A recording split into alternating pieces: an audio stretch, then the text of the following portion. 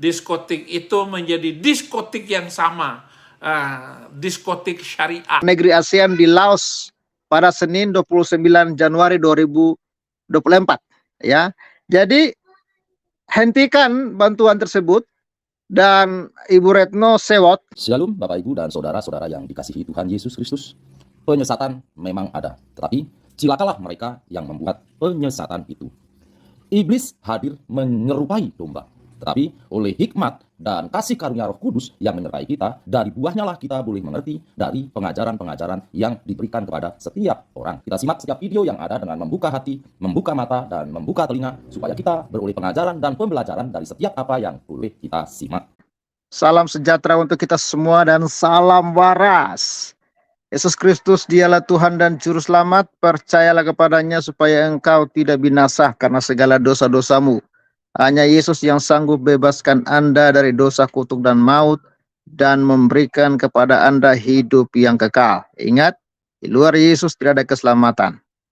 Ya, karena satu-satunya jalan keselamatan yang diberikan oleh Allah kepada manusia hanya melalui Yesus Kristus, putranya yang tunggal.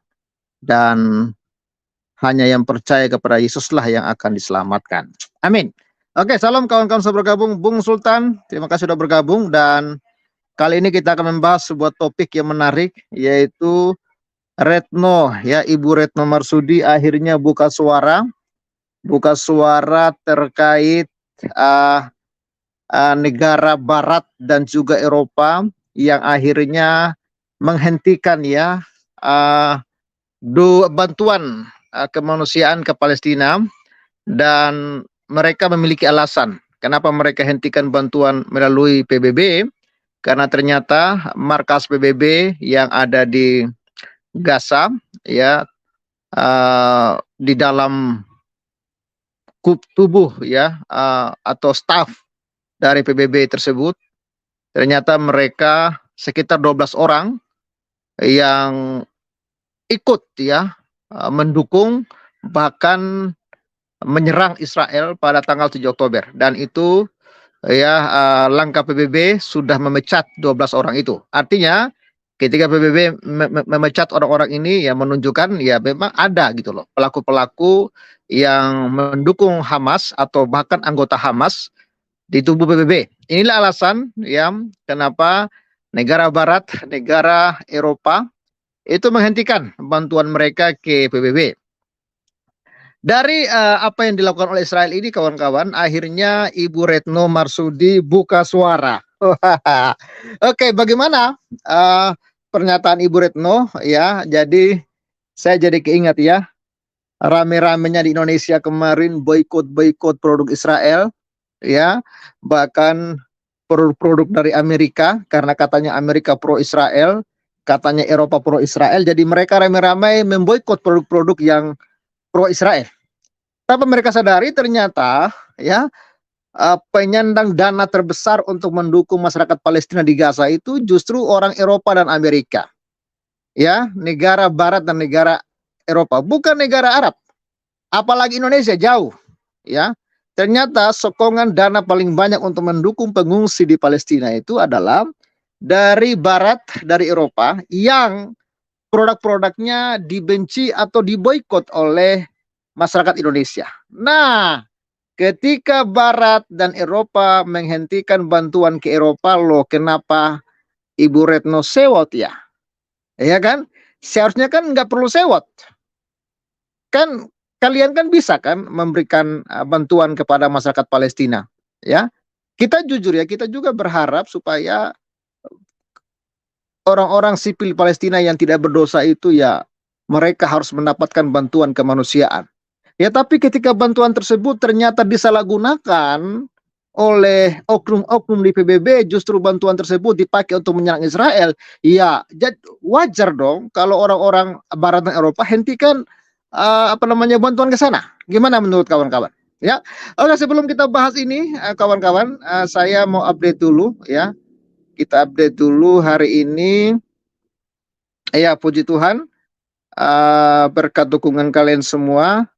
Hari ini kita dapat penambahan saldo 350.000. Terima kasih untuk orang-orang yang telah mensupport Pavel dalam pelayanan yang sedang saya kerjakan, Telebikurs untuk Pembangunan Rumah Ibadah, dan ini update-nya ya, update pembangunan rumah ibadah. Tadi saya sempat memvideokan dan saya persembahkan untuk kita semua. Ya, setelah 10 sak kemarin sudah selesai semennya dan kita pesan lagi 20. Dan hari ini ya tinggal sekitar 15 sak lagi ya. Ya, itu pekerjaan terus digenjot dan saat ini sudah sampai di ini ya. Di bagian altar di plester. Bagian atas, kiri dan kanan sudah selesai. Tinggal di bagian bawah. Oke, itu yang dapat saya kabarkan. Ini kondisi rumah ibadah yang terus dikerjakan. Terima kasih semuanya. Salam waras.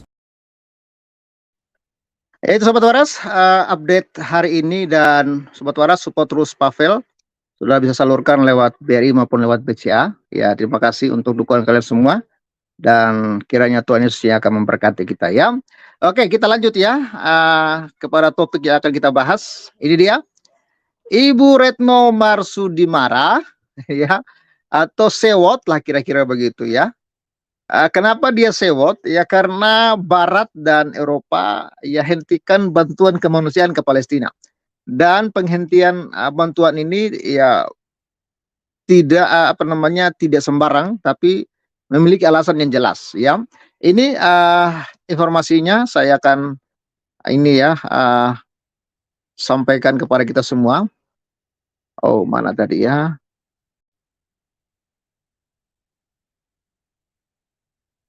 Ya, ini ya kawan-kawan ya. Sejumlah negara hentikan dukungan untuk UNRWA. UNRWA ini adalah badan PBB untuk menangani para korban ya perang di Palestina.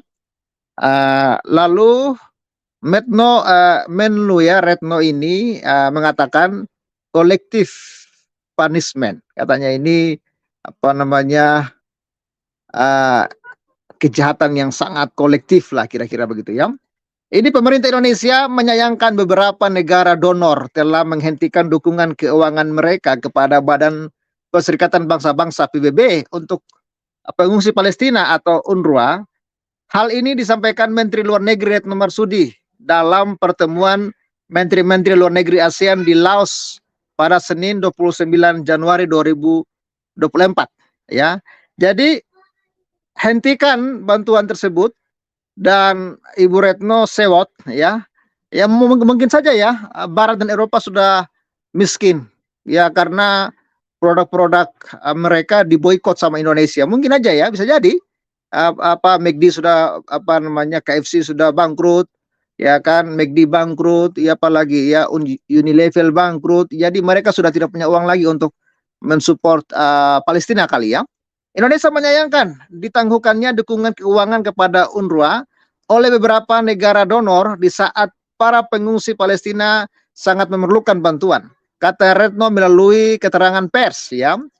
Penangguhan dana bantuan ini buntut dari tuduhan bahwa beberapa anggota staf UNRWA terlibat dalam serangan lintas batas Hamas pada 7 Oktober di Israel Selatan. Israel mengatakan sebanyak 12 orang ya staf UNRWA terlibat dalam serangan yang menewaskan 1.139 orang dan menyandra ratusan lainnya tersebut. Jadi alasannya kenapa dihentikan bantuan karena ternyata UNRWA, lembaga PBB ini ada pengkhianat di dalamnya. Jadi kawan-kawan jangan heran ketika Israel membombardir termasuk ya bukan hanya kantor-kantor pemerintahan di Gaza, tetapi kantor PBB pun, markas PBB pun di Gaza dihancurkan oleh Israel ya. Sekretaris Jenderal UNRWA Filipe ya Lazzarini mengatakan kantor layanan pengawasan internal PBB OIOS, otoritas investasi tertinggi dalam sistem PBB, telah menyelidiki masalah itu. Dia mengatakan operasi kemanusiaan mereka yang menopang populasi sekitar 2 juta orang di Gaza sedang tersungkur. Saya terkejut keputusan penangguhan dana seperti ini diambil berdasarkan dugaan perilaku segelintir orang dan seiring dengan berlanjutnya perang, kebutuhan semakin besar dan kelaparan pun semakin dekat, katanya pada Sabtu lalu. Retno mewakili Indonesia dan mengamini hal tersebut. Dia berkata investasi yang terbuka, transparan, serta kredibel terhadap tuduhan keterlibatan para staf UNRWA dalam serangan 7 Oktober perlu dilakukan. Ya, dan ini ya, namun penundaan dukungan keuangan terhadap UNRWA merupakan kolektif punishment terhadap pengungsi Palestina, ujar dia. Ya kalau begitu, ya Ibu Retno ya galang dana lah ya bersama dengan negara-negara Arab, ya kan, dengan negara-negara Liga Arab untuk membantu ini ya, karena rupanya Eropa dan Amerika sudah tidak mau membantu teroris. Ya ternyata dana yang mereka niat baiknya untuk membantu masyarakat Palestina, tapi justru digunakan oleh para Hamas. Ya mereka sudah tidak mau ya menjadi alat Hamas, kira-kira begitu ya. Blog tersebut mendukung solusi dua negara antara Israel dan Palestina dan mengamati putusan Mahkamah Internasional ICJ dalam kasus tuduhan genosida Israel yang dibacakan akhir pekan lalu. Jadi itu kawan-kawan, Ibu Retno rupanya tidak senang ya, atau dalam artian Ibu Retno ini marah ya, kenapa negara Barat dan Eropa ini menghentikan bantuan dana ke Palestina, sedangkan dana itu sangat dibutuhkan oleh warga Palestina. Ya, alasan negara Barat dan Eropa itu ya karena mereka tidak mau dana kemanusiaan mereka digunakan sewenang-wenang justru untuk keperluan Hamas. Ya, karena ternyata ada anggota-anggota UNRWA ini, anggota-anggota PBB ini yang pengkhianat, yang justru mendukung serangan Hamas ke Israel. Ya, yang kedua mungkin dugaan saya, mungkin orang-orang Eropa dan ya dunia Barat ini mereka sudah miskin. Karena ternyata produk-produk mereka diboikot ya, diboikot oleh Indonesia. Ya diboikot oleh MUI ya, mungkin ya kalau begitu ya suruhlah MUI kirimkan dana lah ke Palestina ya, ke UNRWA ya, Badan PBB, kirimkan dana supaya membantu saudara-saudara di Palestina ya. Satu sisi kawan-kawan kita sedih ya, korban perang ini mereka harus menderita ya, padahal mereka tidak tahu apa yang terjadi. Semua ini adalah kejahatan Hamas dan si Muhammad mengatakan Muhammad Gaza, siapa namanya itu, lupa saya namanya ya, Muhammad Hussein Gaza mengatakan memang orang Hamas ini sengaja ya, mengorbankan anak istrinya, mengorbankan masyarakat sipil ya dalam peperangan ini ya. Jadi itulah kejahatan Hamas yang harusnya dikutuk, tapi sampai sekarang Ibu Retno tidak pernah mengutuk ya Hamas. Justru yang Ibu Retno marah atau ngambek ya sama negara-negara Barat dan Eropa yang menghentikan bantuan ke Gaza ya. Ya entahlah kawan-kawan, kita tunggu saja perkembangannya. Ya, semoga Indonesia dan negara-negara Arab bisa menggantikan ya, atau bisa menggalang donasi sebanyak-banyaknya ya untuk menutupi dana yang dihentikan oleh Eropa dan Amerika. Mungkin itu kira-kira solusinya, dan kita doakan supaya perdamaian di Palestina segera terjadi. Oke kawan-kawan, itu dulu yang dapat Pavel bagikan bagi kita semua. Terima kasih sudah hadir. Jangan lupa di like, komen, dan viralkan supaya semakin banyak lagi. Ya, tidak ada yang lain kecuali hanya bancaan dan lelucon-lelucon yang ditampilkan oleh kaum agamawan yang munafik itu. Saya percaya mereka tidak akan pernah bersatu di dalam menghadapi persoalan bangsa. Mereka berkeinginan sekali bahwa ulama itu warasatul anbiya, pewaris para nabi. Tetapi apa yang terjadi? Turunannya saja begitu. Turunannya saja begitu. Siapa yang mau percaya dengan model kayak begitu? Jadi jangan ada ijtima ulama untuk menghadapi pemilu ini. Dan saya percaya bahwa pemerintahan yang di atas namakan agama itu tidak pernah langgeng dan tidak pernah cemerlang. Semuanya di bawah garis normal. Tidak ada, saudara-saudara, tidak ada yang unggul di dunia ini. Pemerintahan yang berdasarkan agama abad 7. Saya tidak melihat dari sejarah. Dan apalagi Maret nanti itu adalah 100 tahun kehancuran mereka. Dan mereka mau menaikkan si Yaman ini untuk menjadi penopang nama mereka supaya dinaikkan nasab mereka, keturunan mereka, silsilah mereka. Bahwa orang mereka punya darah suci. Bahwa mereka memiliki keturunan yang baik. Begitu. Nah, ini tidak pernah akan terjadi mereka bersatu. NU dengan Muhammadiyah sama-sama pribumi. Tidak mau. Ada Al-Irsyad, ada Al-Wasliyah atas nama turunan mereka. Tetapi apa yang kita temukan? Hanya semacam mereka show force, memperlihatkan kekuatannya, bahwa mereka cerdas dan pinter. Jadi ngomongnya nggak ada isinya. Nggak ada isinya dakwah mereka itu. Isinya hanya ya pertentangan antara pelajaran ini, pelajaran itu, persoalan buku ini dan persoalan itu, perbandingan mazhab ini dengan mazhab itu. Sampah semua isinya. Jadi jangan ada ijtima ulama lah. Dan kalau ada yang percaya memang otak dengkul. Dengkul di otak atau otak di dengkul. Nggak tahu lah. Yang penting kira-kira begitu. Saya harus mengatakan ini, saudara-saudara. Tadi saya sudah ngobrol. Abi jangan menyampaikan narasi. Ya, semua apa yang Abi katakan itu benar. Tetapi orang akan mendengar dengan panas apa yang disampaikan oleh Abi itu. Panas telinganya, ya oke lah panas telinga. Ampuni saya saudara-saudara kalau memang saya tidak pandai untuk berbahasa yang sopan gitu. Sopan dalam tanda petik, tetapi tetap dalam jalur kebenaran dan menegakkan keadilan. Jadi harus juga diperlihatkan dan kita memanfaatkan ini adalah ketidakpercayaan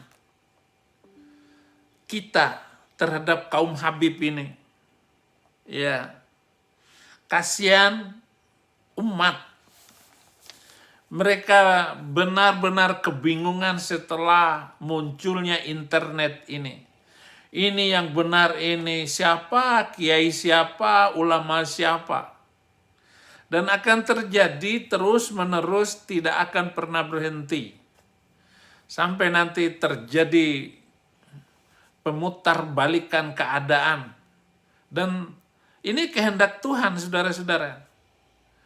Nah, bagaimana orang Kristen, maksudnya para penginjil ini, memanfaatkan kekacauan mereka ini, sehingga umat mereka yang di bawah itu kebingungan. Mau ngikut siapa? Tetapi akan melihat orang-orang Kristen yang penuh kasih, yang baik, yang bagus, bahkan bagi sembako, bagi makan, minum, kesulitan mereka dirasakan oleh mereka. Dan jangan lupa pelayanan di gereja, pelayanan di penjara, juga pelayanan di rumah sakit. Ini adalah perintah Tuhan Yesus yang luar biasa, dahsyatnya kekuatan ini. Saya sudah melayani di penjara, baik sebelum masuk penjara, di dalam penjara, dan keluar dari penjara, saya tetap melayani. di penjara-penjara. Ini adalah metode dakwah di dalam kekristenan yang ajaib dan luar biasa. Tetapi juga kita memanfaatkan keadaan seperti ini, keributan mereka, mazhab mereka, keributan Muhammadiyah dan NO, Wahabi. Ya, ini luar biasa, bagus juga. Dan memang tidak pernah akan bersatu mereka. Nggak mungkin bersatu. Bahkan peperangan yang terjadi antara Syiah dan Sunni nggak pernah berhenti sampai kapanpun. Dan banyak sekarang orang Iran yang masuk Kristen.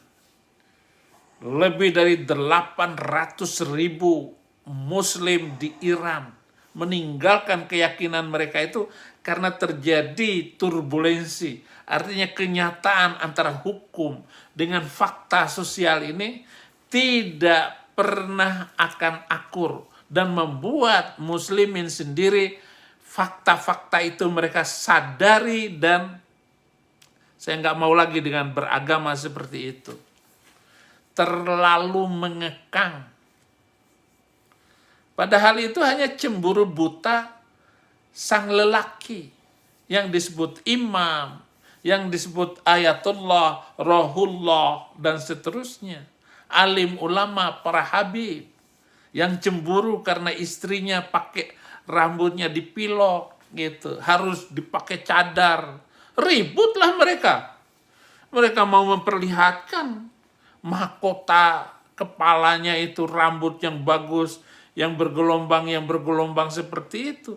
Lalu kenapa urusannya kok rambut kok aurat? Ya kalau rambut di selangkangan itu ya aurat. Lah ini rambut ini kok aurat? Masya Allah. Inna lillahi wa inna ilaihi raji'un. Telah meninggal dunia hukum-hukum abad ke-7. Dan ini harus dimanfaatkan oleh setiap pemberita firman. Untuk mengungkapkan. Masa rambut di kepala aurat? Emangnya bulu di, ya lanjutkan aja sendiri. Kenapa rambut laki-laki kok tidak disebut aurat? Kenapa hanya rambut wanita yang disebut aurat? Ayo jawab Somad. Somad Dul Kemprong. Itu kan hukum abad ke-7. Dan itulah yang membuat keributan di Iran sehingga banyak Muslim masuk Kristen. Saya nggak tahu persentasenya berapa ratus ribu lagi orang-orang Muslim di Iran yang masuk Kristen. Saya aja di penjara dulu ada 2 orang Iran yang terima Yesus Kristus sebagai Tuhan dan Juru Selamat. 2 orang saya baptis di penjara Nusa Kambangan. 2 orang. Sebenarnya 4 orang. Tapi setelah saya periksa, kamu belum, nanti tunggu bulan depan lagi. Sampai kamu bisa baca Alkitab bahasa Indonesia. Dia bisa bahasa Persia. Alkitab bahasa Persia itu hurufnya huruf Arab, tapi bahasanya bahasa Persia. Saya lupa Rosuli namanya, Rosil. Mungkin sudah bebas sekarang dari penjara. Sudah menikah dengan orang Jawa. Si Rosuli itu. Namanya Rosuli. Saya baptis. 2 hari kemudian airnya itu hitam semua airnya. Dia tanya, Abi, kenapa bekas baptisan saya itu menjadi hitam? Dosa kamu sudah diampuni, saya bilang gitu. Ya dosa saya juga. Gitu.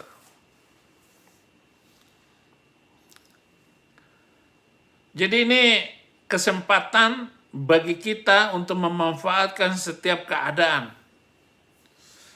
Dan kita juga harus waspada dan siap-siap apapun resiko yang terjadi atas kekacauan bangsa Indonesia ini. Dan kita berharap memang selalu berdoa agar pemilu 2024 ini berjalan aman. Dan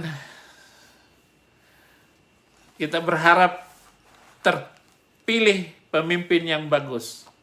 Kalau di channel ini saya mendukung Prabowo.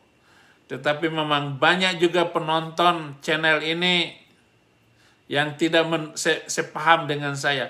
Oh ya silakan, nggak apa-apa, saya nggak marah, nggak sedih. Itu pilihan masing-masing dan tidak ada kaitannya dengan iman.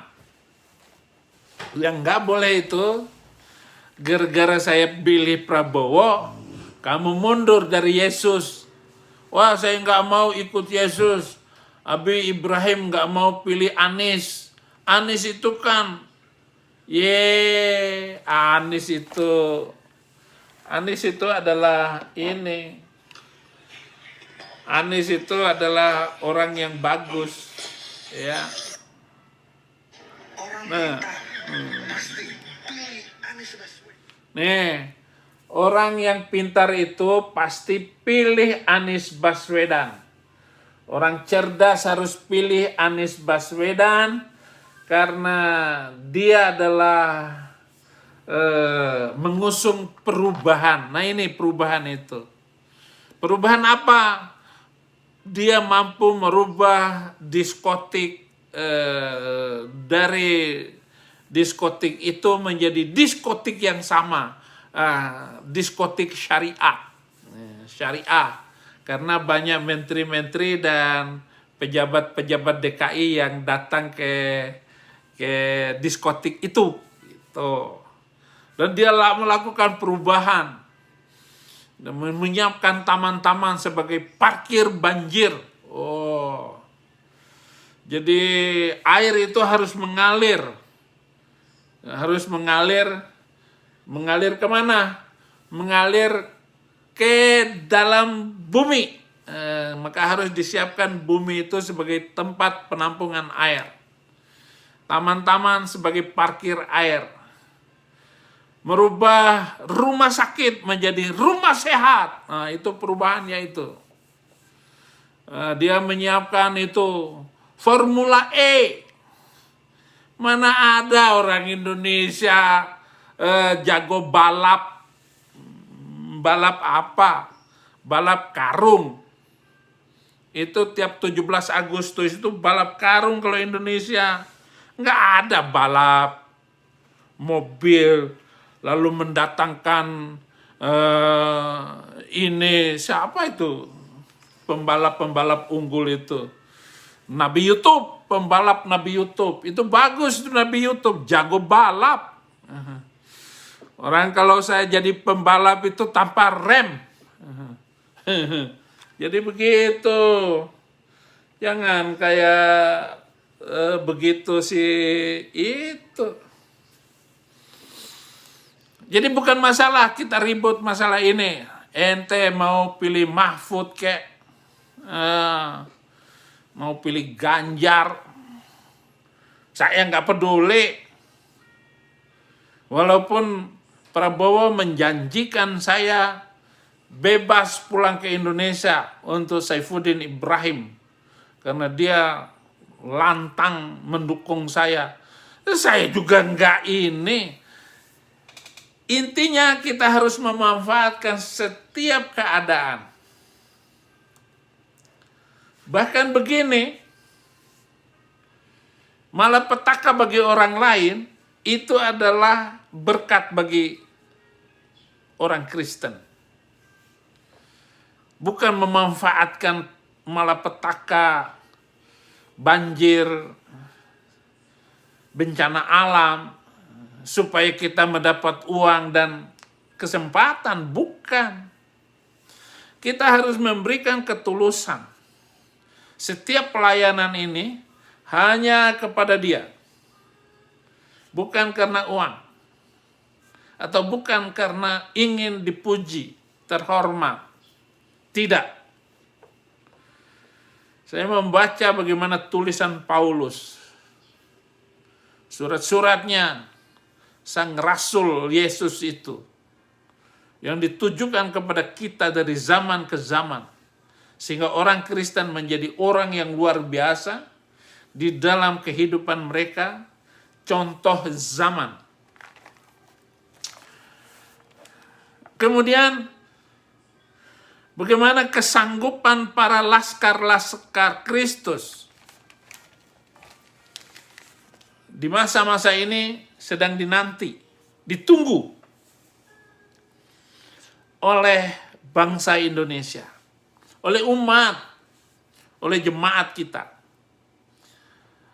Dan saya mendapatkan yang luar biasa bahwa mereka-mereka yang menolong dan membantu saya itu adalah para jemaat loh, saudara-saudara. Yang cinta penginjilan ini bukan pendeta. Bahkan jemaat-jemaat dari kota ke kota yang saya datangi, yang punya perhatian khusus untuk memenangkan Muslim ini adalah para jemaat gereja. Ini luar biasa. Bahkan dia memenangkannya sendiri. Betapa hebatnya yang saya lihat pengalaman 18 tahun ini menjadi orang Kristen. Ini jemaat semua. Ada orang-orang kaya yang memberikan, Abi mau pakai mobil ini, silakan pakai. Dikasih mobil Grace buka plastik. Dia sengaja membangunkan dulu rumah untuk saya. Saya ngontrak dari satu tempat ke tempat yang lain. Saya juga punya apartemen, tapi yang nggak cukup untuk satu keluarga. Sampai dikasih rumah, saudara-saudara, oleh jemaat yang cinta penginjilan, cinta menginjil, dia menginjil. Seluruh anak buahnya, sopirnya, pembantunya, terima Yesus. Dia tiap hari menginjil dan dalam rumahnya dia menginjil, dia mengajar. Saya tinggal, sedikit cek. Suami istri yang luar biasa. Ini yang saya lihat, pergerakan baru. Bagaimana menginjil, memenangkan. Saya kasih metode cara, cerita. Tetapi kesaksian pribadi itu sangat berpengaruh sehingga banyak orang yang bertaubat, saudara-saudara. Jadi kalau itu yang memenangkan pendeta Saifuddin Ibrahim, bukan juga. Bukan saya. Jemaat-jemaat yang cinta dari Sabang sampai Merauke, sampai ke Batam sana, Malaysia, Singapura, membawa jiwa-jiwa. Saya masuk dari Sandakan sampai ke Kinabalu, Sarawak. Saya memasuki. Kalau dulu saya nggak pernah ngomong cerita kayak begini. Saya ke Taiwan. Ketika saya datang ke Taiwan, hanya 2 gereja di Taipei yang menerima saya. Tetapi khutbah pertama saya langsung 7 Muslim terima Yesus di gereja itu. Mereka memang penasaran, kok ada pendeta Saifuddin Ibrahim. Apa sih hebatnya dia? Ya nggak hebat, nggak apa. Saya ini hanyalah tubuh, suatu saat akan mati, dikubur, dibuang, entah dimakan anjing, tubuh saya nggak ada urusan. Yang penting sekarang saya hidup, saya harus membicarakan, memberitakan Injil itu. Nggak hebat, nggak apa. 7 orang terima Yesus, lalu disebarkan ke seluruh Facebook, seluruh Taiwan, itu jadinya 1,5 bulan saya keliling dari satu kota ke kota yang lain. Seluruh Taiwan. Bahkan gereja asli Taiwan ada 140 sekian gereja mau menerima seminar Islamologi saya. Jangan sampai Taiwan kemasukan Tailu. Bahaya kalau Tailu yang masuk ke sana.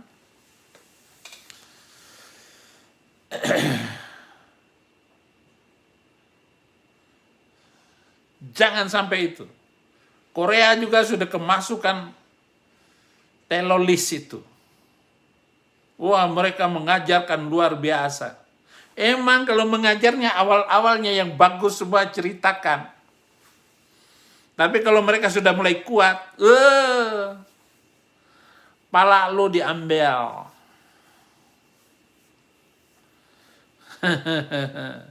Bisa potong bebek angsa masa dikuali.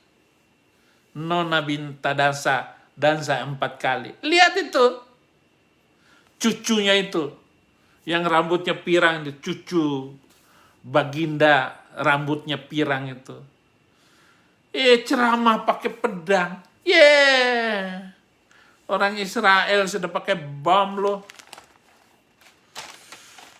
Manfaatkan kesempatan ini bagi para penginjil untuk mendatangi mereka dengan kasih.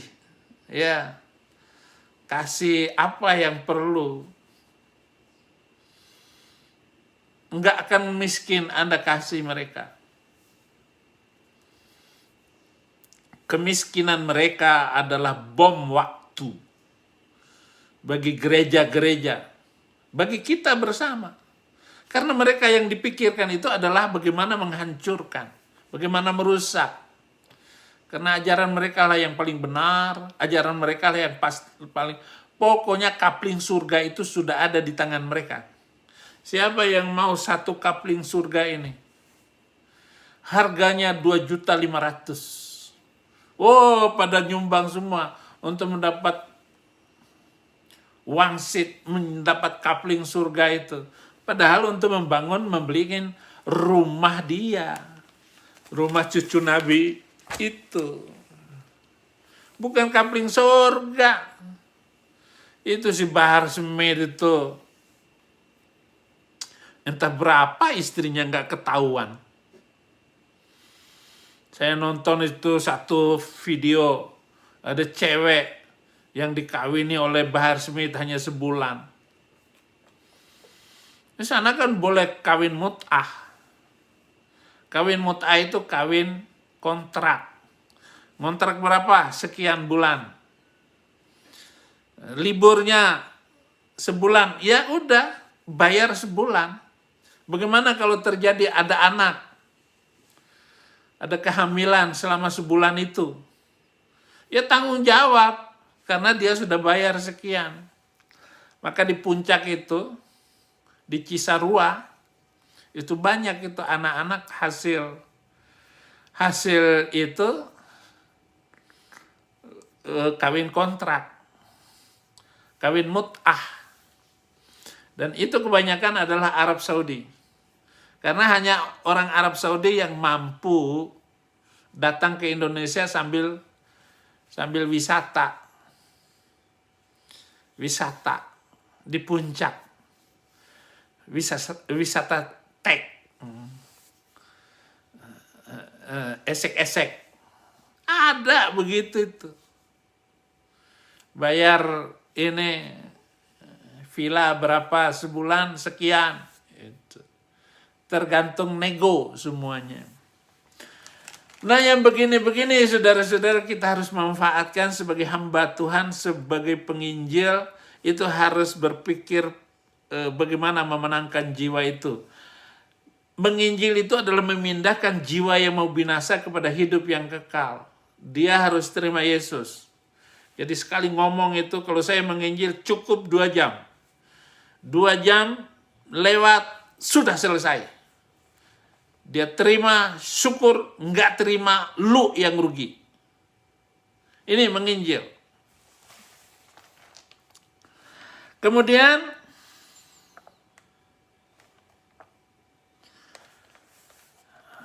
kita juga harus melihat bahwa keadaan menjelang pemilu ini, bahwa mereka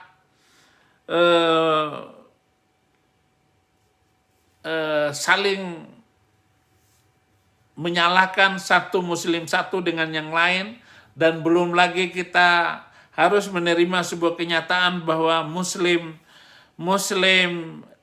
Padang, muslim Jawa, muslim Makassar itu berbeda kelakuannya masing-masing, dan kita tinggal menadah tangan dengan berdoa, dengkul kita, ya, tetangga sebelah melihat sikap kita itu, dia akan tersungkur malu kepada Tuhan Yesus. Mereka menghina-hina, memaki-maki Tuhan Yesus selama ini, dan ternyata orang Kristen lah yang mampu meneladani kerendahan kasih Tuhan Yesus Kristus. Mereka nggak mengerti itu. Mereka nggak mengerti kasih itu. Yang mereka mengerti adalah sesama agama, terus sesama golongan. Tapi kalau orang Kristen, itu luar biasa. Nah, ini memanfaatkan kasih itu. Buah-buah roh. Manfaatkan dengan baik. Mereka akan terpesona.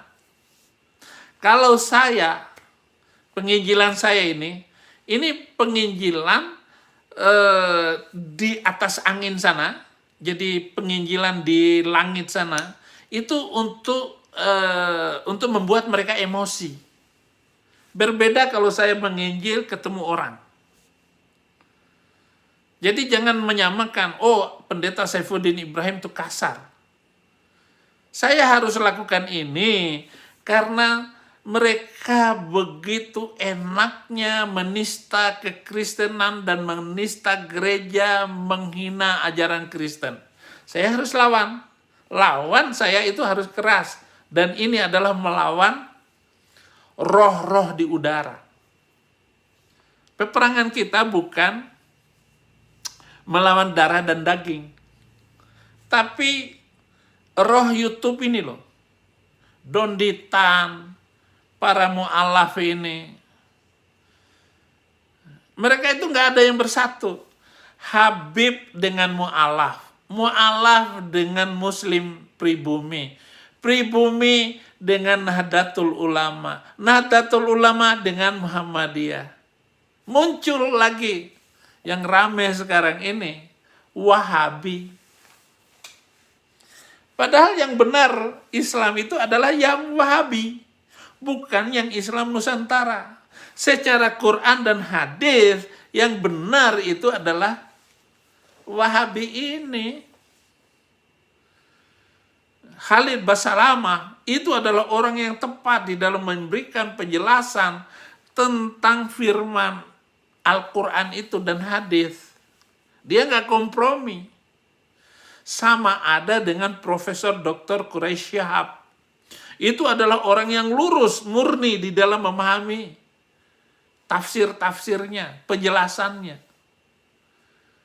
Nah, mana yang benar? Mereka bingung.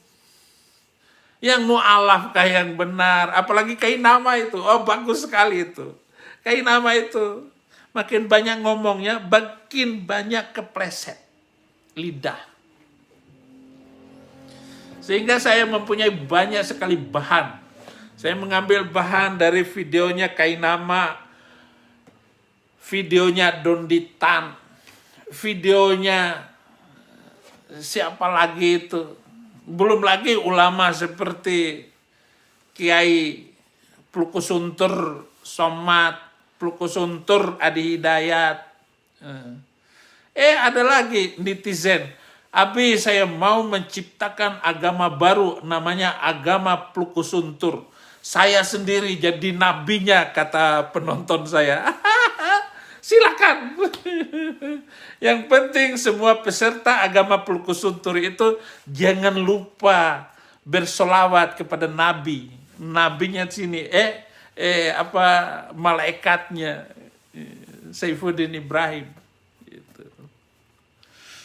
Ya boleh, terserahlah. Lu mau ngomong apa kek. Jadi keadaan ini akan rumit, akan menjadi luar biasa di tahun ini. Maka di tahun 2024 ini akan terjadi malapetaka yang besar atas bangsa Indonesia. Tetapi kita minta supaya Tuhan tidak membuat bangsa Indonesia terpuruk. Kalau Amerika, ini adalah negara dengan hukum yang jelas. Hukum Amerika hukum yang luar biasa. Pokoknya keadilan pelaksanaan hukum itu jangan ditanya. Makanya hukum Amerika ini adalah hukum yang sudah mapan. Siapapun yang jadi presiden kagak ngaruh dengan keadaan negara Amerika. Makanya Amerika menyiapkan kapal pesiar, kapal tempur, kapal induk. Nah, kapal induk ini untuk menjaga wilayah Amerika dari luar. Bahkan kapal induk itu adalah pusat komando keamanan Amerika, bisa terbang kemana-mana dan membawa persenjataan. Dan perang itu tidak akan terjadi di negara ini. Di negara Amerika tidak akan terjadi. Kenapa? Karena tentaranya sudah lari ke sono. Ke Afghanistan. Pangkalan militernya ada di Filipina. Nanti tahun depan pangkalan Amerika adanya di Papua. Taruh di kepala burung itu. Nanti kalau terjadi perang, ya perang kepala burung nanti. Nah, itu harus, jadi perangnya di luar, bukan di dalam negaranya. Maka Prabowo itu mengerti sistem pertahanan. Jangan kayak Habib Rizik. Nggak boleh. Jangan ada peperangan itu ada di wilayah negara kita. Kalau kita harus menyerang, kalau terganggu oleh Malaysia sekalipun, kita harus di wilayah mereka, kita perangnya itu. Jangan sampai masuk ke Aceh, ke Kalimantan sekalipun. Orang-orang Sabah, orang-orang Brunei, jangan coba-coba menyerang Indonesia. Bisa-bisa saya dulu menwa, tahulah saya untuk mengerti tentang pertahanan itu.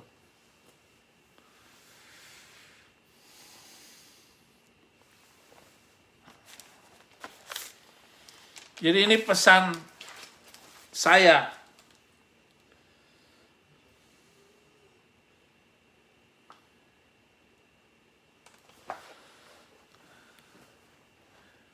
Satu sisi Muslim itu menyebarkan Islamnya dengan masif, dengan sangat luar biasa. Mereka mengorbankan jiwa raganya untuk masuk ke Papua. Daerah-daerah Kristen itu mereka kuasai dan mereka mengirim pendakwah-pendakwah sampai ke sana. Tapi ingat, mereka tidak mampu merebut hati yang suci. Mereka hanya membelokkan manusia itu menjadi orang-orang yang radikal, orang-orang yang emosi di dalam beragama karena otak mereka nggak dipakai. Ini satu kesempatan bagi kita semua. Lalu apa yang harus kita lakukan? Gereja jangan ribut masalah doktrin. Jangan membuang tenaga, pikiran, dan menghanyutkan jemaat dengan doktrin-doktrin, apalagi mengganggu,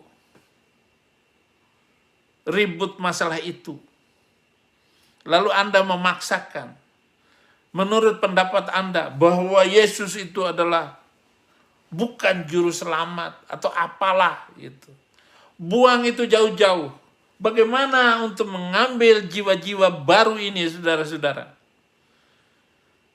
Nanti setelah mereka terima Yesus, baru kita PA, pendalaman Alkitab.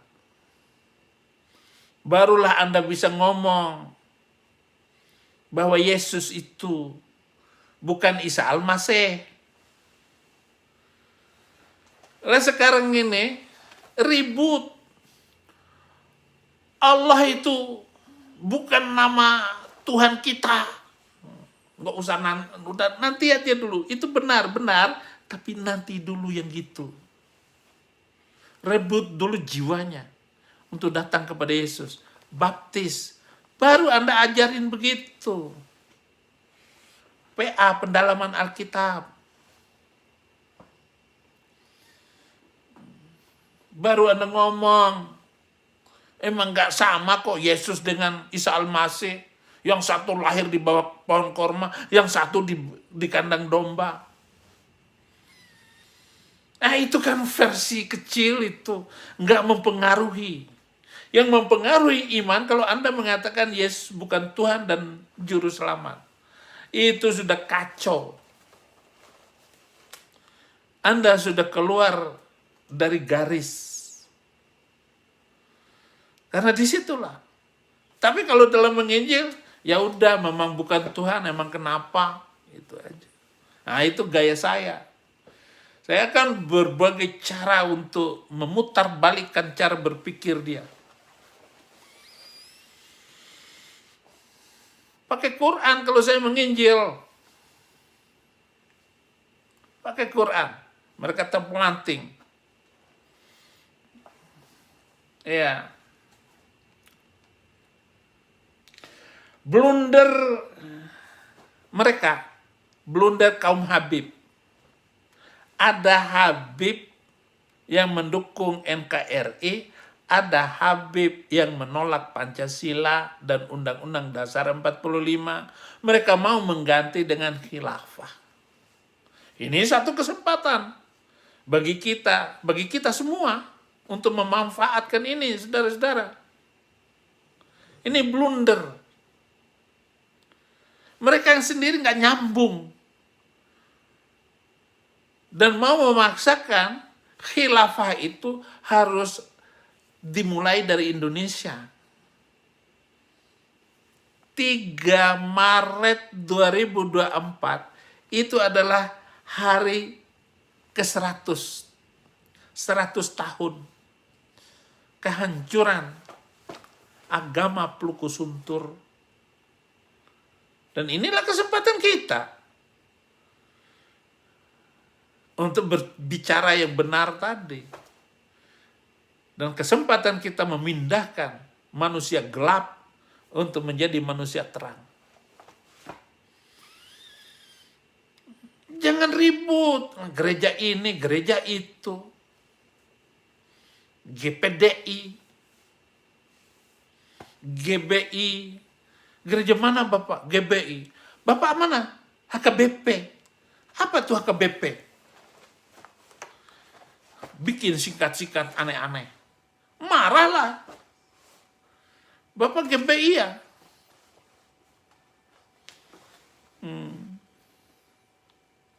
GKI. Gereja kurang iman. Marah orang GKI-nya. Nggak sempat menginjil. GPDI, Gereja Perjuangan di Indonesia. Ya marah juga.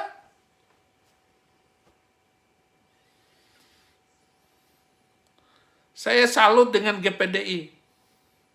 Umpama nggak ada GPDI yang masuk sampai pelosok-pelosok sana, yang memenangkan banyak jiwa, rasanya habis ini Indonesia. Kristennya hilang. Saya bukan muji GPDI karena sering ngundang saya, enggak. Emang saya nggak mikir selama perjalanan saya dari Sabang sampai Merauke itu. Apa saya nggak melihat? Saya ini pengamat. Mengamati setiap. Sampai jalannya semut aja saya perhatikan. Semut kalau jalan itu ketemu salaman, cium. Ini ciuman semut.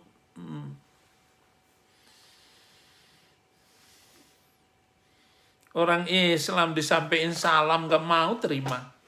Kafir. Oh, semut aja bisa bersahabat.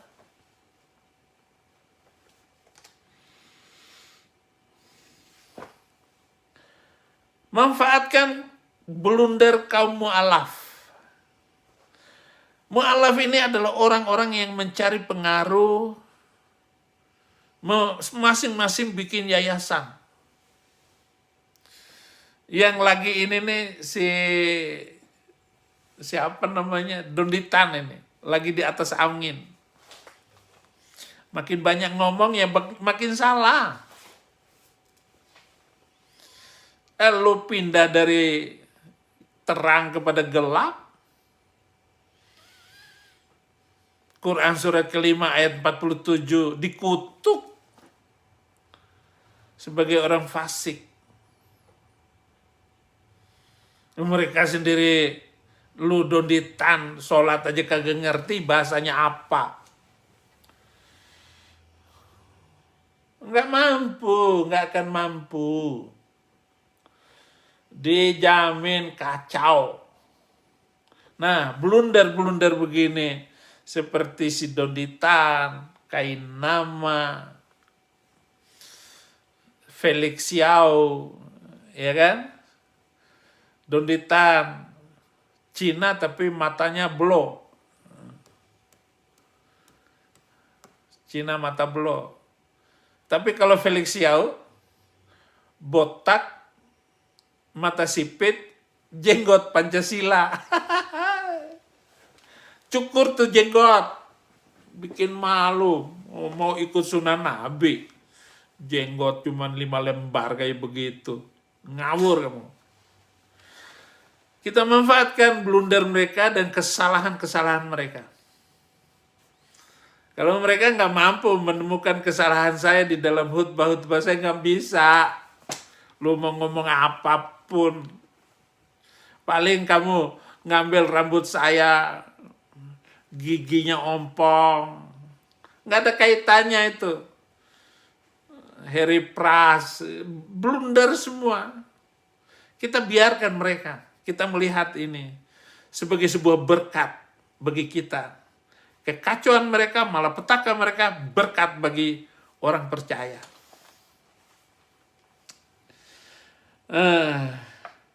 Blunder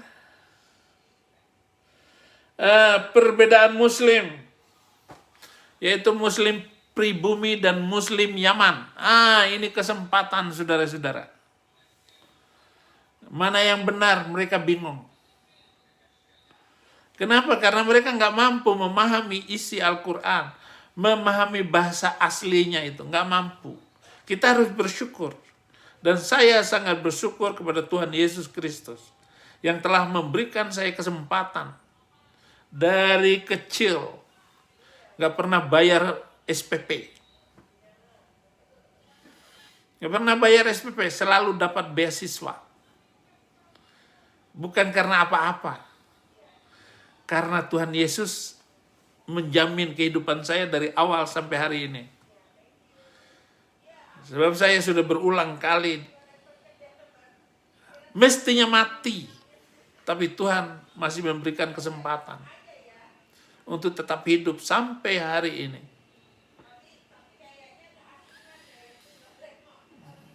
Terlunta-lunta di Amerika.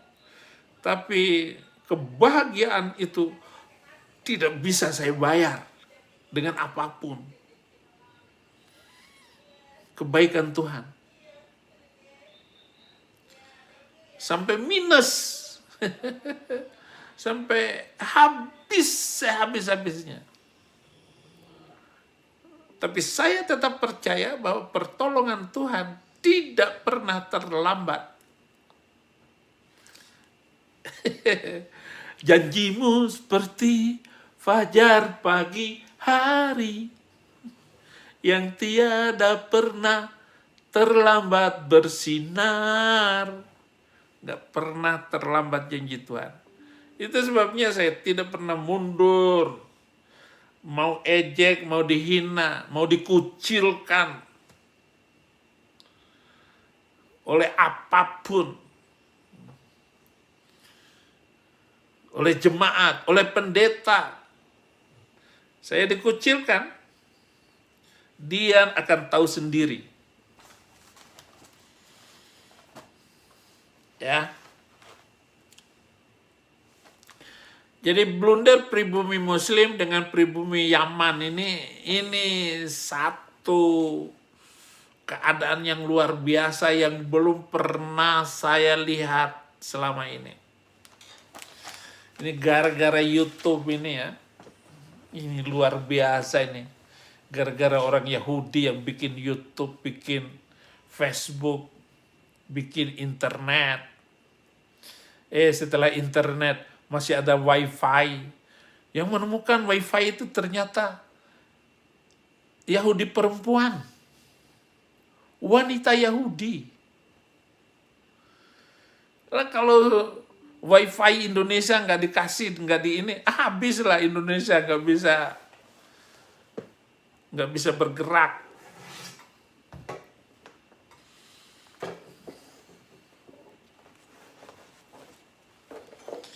Ini harus diperhatikan oleh kita semua, saudara-saudara.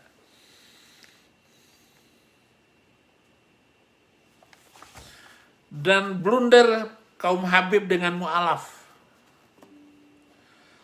Jadi mu'alaf ini dianggap perusak Islam. Dan ini kita perlu bersungguh-sungguh untuk memperhatikan bagaimana kekacauan Habib dan mu'alaf ini. Dan ini kesempatan kita menginjil dan memberitakan Injil.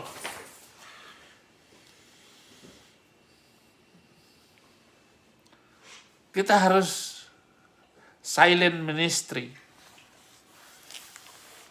Gak usah dibangga-banggain orang yang banyaknya orang yang kita baptis. Gak usah dibangga-banggain. Diam aja. Mereka mau bilang berapa statistik kita, udah berapa. Pokoknya 2025 nanti, 2035, kita harus sudah memenangkan. Minimal separohnya itu.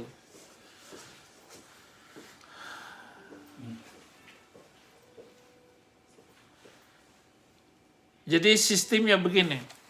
Sistem kasih. Orang itu nggak perlu kita siksa, nggak perlu kita matiin. Oh, mati sendiri, oh saudara. Biarin aja hidup, dia menderita.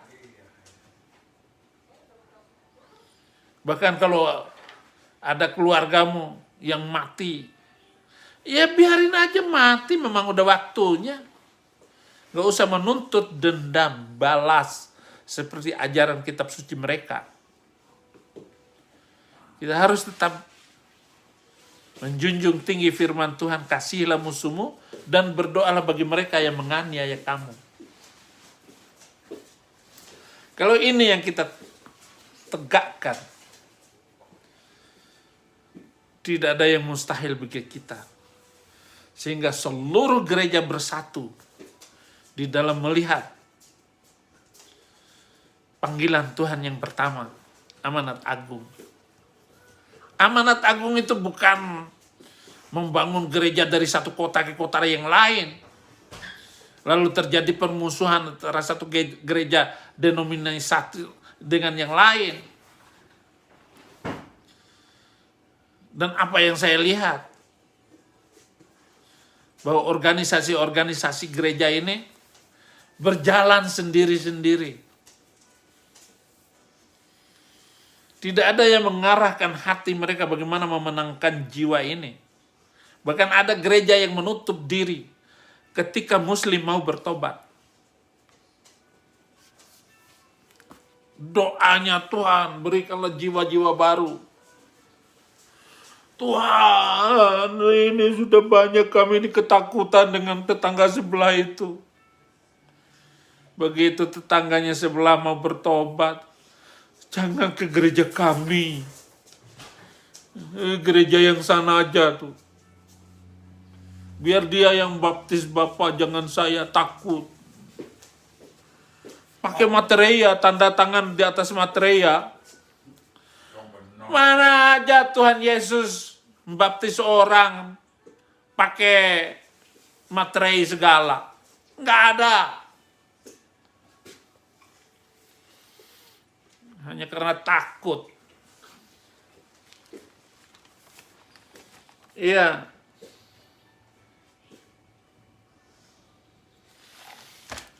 Dan bertambahnya murtad-murtad yang cerdas ini luar biasa, saudara-saudara.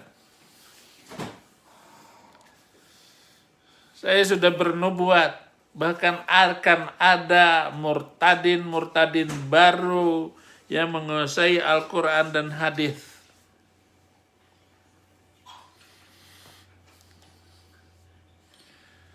Yang terakhir menjadi terdepan. Yang awal belakangan nanti. Tuhan akan menunjukkan itu. Untuk mempermalukan itu. Pendeta-pendeta yang hanya rebutan.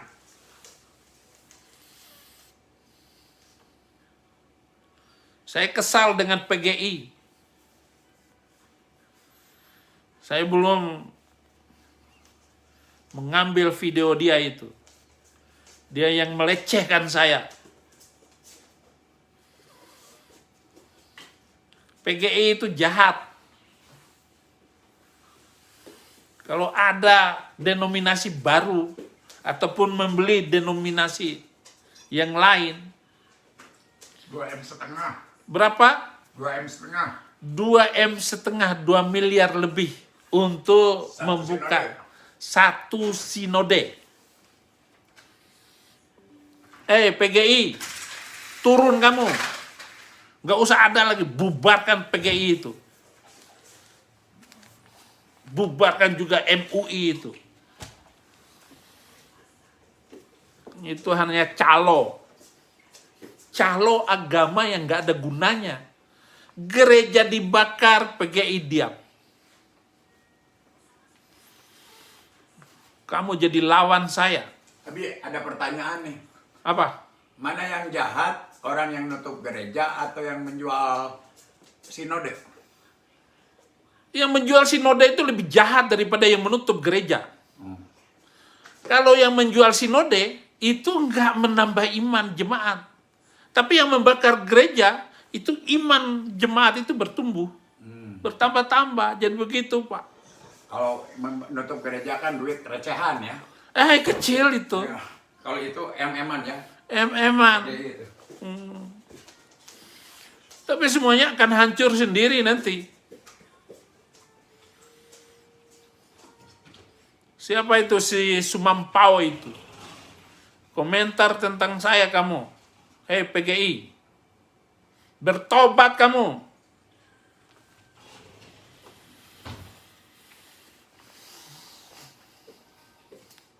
Jadi ini perlu saya sampaikan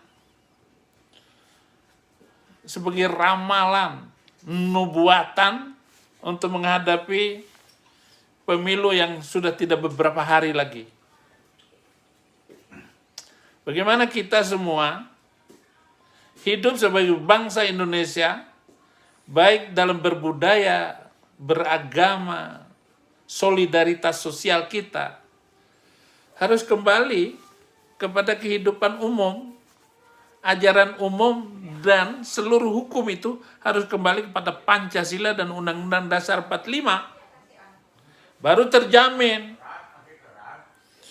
Bagaimana memperbaiki hukum?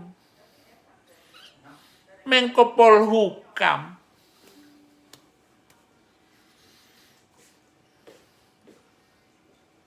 Apa itu? Baru meletakkan jabatan setelah mau meninggal. Tuh mau meninggal baru bertobat, percuma. Menko Polhukam menghina-hina Jokowi. Mau memakzulkan impeachment terhadap Jokowi. Lu menteri kok ngompor-ngomporin. Nggak ada gunanya, nggak ada sistem itu. Memakzulkan Jokowi. Ketahuan itu otak tukang kumpul besi bekas. Nggak bisa segitu. Apalagi menjadikan Indonesia harus beragama Islam. Nggak bisa. Sekarang agama itu sudah habis. Udah dimakan rayap. Carilah dahulu kerajaan Allah dan kebenarannya. Nanti akan ditambahkan. Bukan ala SWT. Kerajaan babe gue yang di surga, dikuduskanlah nama lo. Jadilah kehendakmu di bumi seperti di surga. Itu doa Bapa kami dalam bahasa Betawi. Babe gue yang di surga, dikuduskanlah nama lo. Oh, sana nggak akan tersinggung. Walaupun bahasa Betawi. Bapak surga itu luar biasa. Ya? Masih ada nggak catatan saya lagi? Ya, kemunculan murtadin. Itu yang terakhir. Akan ada yang akan mengganti Saifuddin Ibrahim. Entah dari mana, entah dari Ambon kah, Papua kah, Makassar kah, dari Bima kah, dari Padang, dari Aceh. Dari Aceh sudah muncul. Ada yang Panglima Gam. Panglima Gam itu bertobat, saya baptis di Bangka dulu. Sebelum saya terbang ke sini. Saya baptis di sana, Panglima Gam. Jangan muncul dulu kamu. Ya, di YouTube jangan muncul dulu. Nanti ada waktunya. Orang Aceh itu paling dibenci sama orang Aceh. Effendi Usman, jangan kembali dulu ke Aceh lah. Tenang aja. Kamu tetap mempertahankan gaya penginjilan kamu seperti itu. Tenang, jangan seperti saya. Saya ini tukang pukul bagian atas. Saya juga sudah berusaha untuk khutbah seperti kalian. Nggak bisa. Jadi kalah taringnya. Oke, terima kasih banyak. Sudah 1 jam lebih. Saya ucapkan terima kasih telah menonton video ini sampai habis. Dukung terus channel Hati yang Gembira dengan cara like, komen, dan subscribe. Tuhan Yesus Kristus memberkati kita semua. Amin.